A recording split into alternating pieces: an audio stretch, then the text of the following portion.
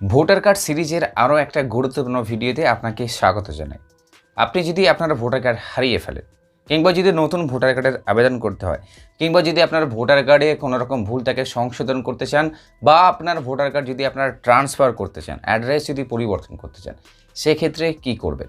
Simply আপনারা ইউটিউবে search করবেন ওমার টিউটোরিয়াল টাইপ করে, এবং সেখান থেকে আপনারা প্লেলিস্ট ভোটার কার্ড 2022 ওপেন করবেন।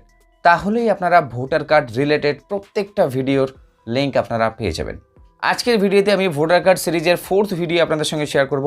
আপনার ভোটার কার্ড আপনি কীভাবে ট্রান্সফার করবেন। এক কথায়, আপনি যদি আপনার ভোটার কার্ডের ঠিকানা পরিবর্তন করতে চান, এক জায়গা থেকে অন্য জায়গায় শিফট করতে চান, সেক্ষেত্রে আপনি কী করবেন, একেবারে অনলাইন প্রসেস আপনাদের সঙ্গে শেয়ার করছি এই ভিডিওর মাধ্যমে।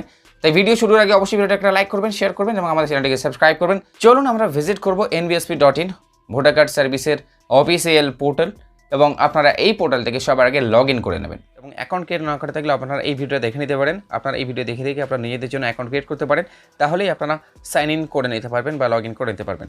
তো আমরা চলে এসেছি, লগ ইন করে নিয়েছি এনভিএসসি পোর্টালে। এবার আমরা অ্যাপ্লিকেশন ফর কারেকশন এই যে অপশনটা রয়েছে, এখানে 4th অপশন দেখতে পাচ্ছেন, first option, second option, third option এবং 4th অপশন। এখানে আমরা ক্লিক করব। সবার প্রথমে দুটো অপশন পাবেন। নিজের জন্য আপনি চাইলে ট্রান্সফার করতে পারেন, অথবা পরিবারের বাকি মেম্বারদের কারো যদি আপনারা ট্রান্সফার করতে চান, সেক্ষেত্রে সেকেন্ড অপশনটাকে সিলেক্ট করুন, এবং সেক্ষেত্রে সেই ব্যক্তির ভোটার কার্ডের নাম্বারটা অবশ্যই এখানে টাইপ করতে হবে এবং নেক্সট আপনাকে ক্লিক করতে হবে। আমি সেলফ দিয়ে আপনাকে দেখাচ্ছি, প্রত্যেকটা ক্ষেত্রেই কিন্তু প্রসেসটা সেম। তো আমি এখানে নেক্সটে ক্লিক করছি। প্রয়োজনে আপনি ল্যাঙ্গুয়েজ সিলেকশন করতে পারেন। আমি ইংরেজিতেই ফর্মটা ফিল আপ করে আপনাকে দেখাচ্ছি। এবং আপনারা এখানে প্রথমে 4টে অপশন পেয়ে যাচ্ছেন। ফার্স্ট অপশন রয়েছে শিফটিং অফ রেসিডেন্স। যদি আপনি আপনার ভোটার কার্ডটাকে ট্রান্সফার করতে চান, সেক্ষেত্রে শিফটিং অফ রেসিডেন্স অবশ্যই আপনারা এখানে সিলেক্ট করবেন। এখানে আপনারা ক্লিক করুন। এরপর আপনারা এখানে দেখতে পাচ্ছেন কিছু অংশ ফিল আপ রয়েছে, এবং যে অংশটা ফিল আপ নিয়ে আপনারা এখানে ফিল আপ করবেন। যেমন এখানে স্টেটের নামটা সিলেকশন রয়েছে, আপনার ডিস্ট্রিক্টের নাম। তো আপনি যে ডিস্ট্রিক্টে থাকতেন, যদি আপনি সেম ডিস্ট্রিক্টেই থাকেন, বা আপনি যদি একটা ডিস্ট্রিক্ট থেকে অন্য ডিস্ট্রিক্টে যদি ট্রান্সফার নিতে চান, সেক্ষেত্রে আপনার আগের ডিস্ট্রিক্টটা এখান থেকে সিলেক্ট করবেন। এখান থেকে আপনার অ্যাসেম্বলি বা পার্লামেন্টারি কনস্টিটিউয়েন্সি মানে বিধানসভা বা লোকসভা নির্বাচন ক্ষেত্রের নাম এখান থেকে আপনারা সিলেক্ট করবেন। তারপর এখানে আপনার অ্যাপ্লিক্যান্টস ডিটেলস দেখতে পাবেন। আপনারা জাস্ট পেজটাকে স্ক্রল ডাউন করুন। এপিক নাম্বারের নিচে আপনারা আধার নাম্বার বসানো একটা কলাম পেয়ে যাচ্ছেন। আপনারা এখানে আধার নাম্বারটা বসিয়ে দিন। যদি আধার নাম্বার না থাকে, সেক্ষেত্রে এখানে আপনারা ক্লিক করতে পারেন, তাহলে আপনাকে আর আধার নাম্বার বসাতে হবে না। এরপর আপনি এখানে আপনার মোবাইল নাম্বারটা বসিয়ে দিন। নিজের যদি কোনো মোবাইল নাম্বার না থাকে, সেক্ষেত্রে আপনি আপনার রিলেটিভের মোবাইল নাম্বারটাও বসাতে পারেন। সেক্ষেত্রে কিন্তু আপনাকে তাহলে এখানে একটা টিকমার্ক দিতে হবে। একইভাবে ইমেল আইডি এখানে বসাবেন, না থাকলে রিলেটিভের ইমেল আইডি দিতে পারেন। প্রয়োজনে এখানে আপনাকে তাহলে টিকমার্ক দিতে হবে। এরপরে আমরা ফিল আপ করবো মেন অংশটুকু, চলে এসেছি application for shifting of residence. তো আমরা আমাদের যে ভোটার কার্ডটাকে ট্রান্সফার করতে চাচ্ছি, তার সম্পূর্ণ ব্যাপারটাই এবারে আমরা বুঝে নেব। খুবই ভাইটাল এখানে সেকশন আমরা দেখতে পাচ্ছি, যেটা হচ্ছে প্রথমত বলা হচ্ছে particulars of place of present ordinary residence. আপনি বর্তমানে যে ঠিকানাতে রয়েছেন, সম্পূর্ণ ফুল অ্যাড্রেস আপনাকে এখানে এবারে ফিল আপ করতে হবে।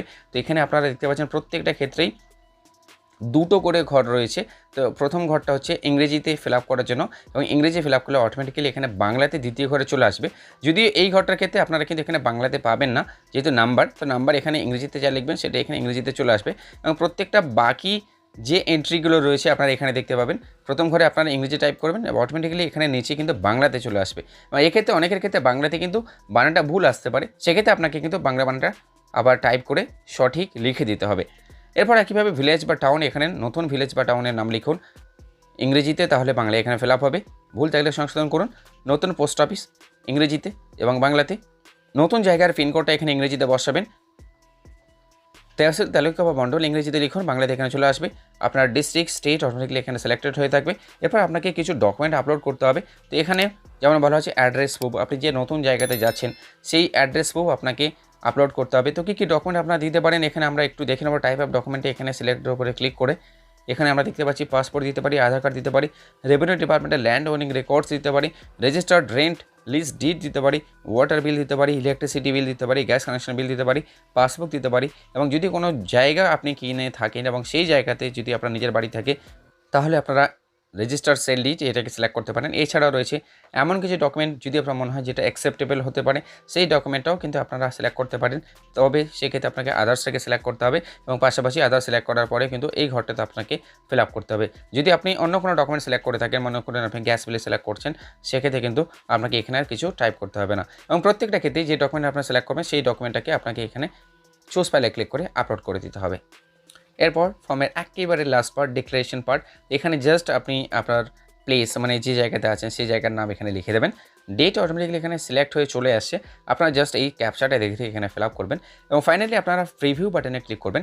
তো বন্ধুরা, প্রিভিউ বাটনে ক্লিক করার পরে আপনি ফর্মটা যেভাবে ফিল আপ করেছেন আপনারা সম্পূর্ণ ফর্মটাই কিন্তু ফিল আপ অবস্থায় দেখতে পাবেন এবং সেক্ষেত্রে যদি দেখেন আপনার ফর্মে কোনো রকম ভুল রয়েছে সেক্ষেত্রে আবার আপনারা কারেকশন করবেন এবং যদি কোনো রকম ভুল না থাকে সেক্ষেত্রে অবশ্যই আপনারা কনফার্ম বাটনে ক্লিক করবেন এবং ফাইনাল সাবমিট করবেন।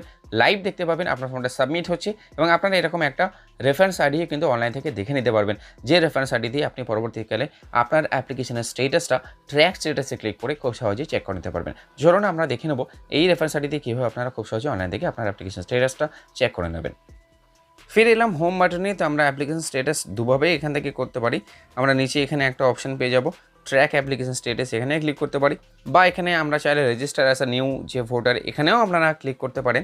এখানে যদি আপনারা ক্লিক করেন সেক্ষেত্রে আপনারা এখানে ট্র্যাক অ্যাপ্লিকেশন স্টেটাসের অপশন পেয়ে যাচ্ছে, এখানে আপনাকে জাস্ট ক্লিক করতে হবে এবং নেক্সট পেজে আপনি এই ঘরে আপনার রেফারেন্স আইডি বসাবেন যেটা আপনারা অনলাইন থেকেই পাচ্ছেন এবং ট্র্যাক বাটনে ক্লিক করলেই আপনি আপনার অ্যাপ্লিকেশন স্টেটাসটা লাইভ দেখে নিতে পারবেন। ভিডিও ইনফরমেটিভ লাগলে অবশ্যই লাইক করবেন। আপনার একটা লাইক আমাদের অনেকটাই মোটিভেশন দেয়, তাই লাইক করুন, ফ্রেন্ডসদের সঙ্গে বেশি বেশি করে শেয়ার করতে থাকুন। যারা এখনও অবধি চ্যানেলটিকে সাবস্ক্রাইব করেননি সমস্ত ধরনের গভর্নমেন্ট স্কিম সম্পর্কে জেনুইন আপডেটগুলো সবার আগে পাওয়ার জন্য চ্যানেলটিকে এখনই সাবস্ক্রাইব করুন। লাল রঙের সাবস্ক্রাইব বাটনে প্রেস করে বেল আইকনটাকে অবশ্যই প্রেস করুন এবং অল অপশনটাকে সিলেক্ট করুন। কোনো রকম কোয়ারিজ থাকলে ভিডিওর কমেন্টে টাইপ করতে ভুলবেন না।